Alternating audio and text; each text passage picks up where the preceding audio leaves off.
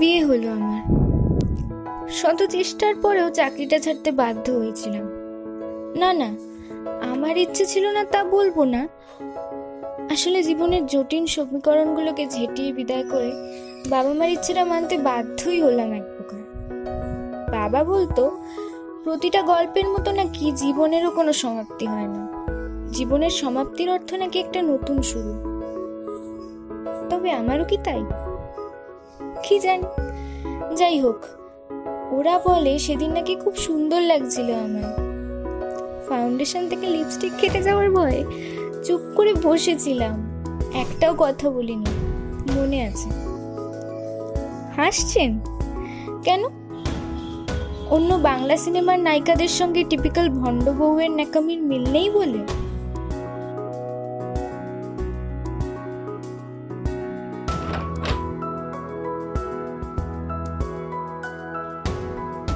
আসলে আমার হাজবেন্ডও বেশ সুপুরুষ জানেন, অন্য মেয়েদের কথায় একেবারে ড্রিম ম্যান, কিন্তু আমার কথায় কি যায় আসে, থাক।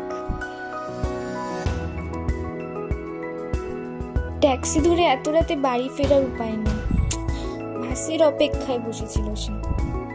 একটা সালোয়ার কামিজ, ছোট্ট টিপ, চুলটা ছাড়াই ছিল। প্রথম দেখেছিলাম, পরে জানলাম ও নাকি আমারই ননদ। বেশ কয়েকবার এসেছিল বাড়িতে, তবে দেখা হয়নি।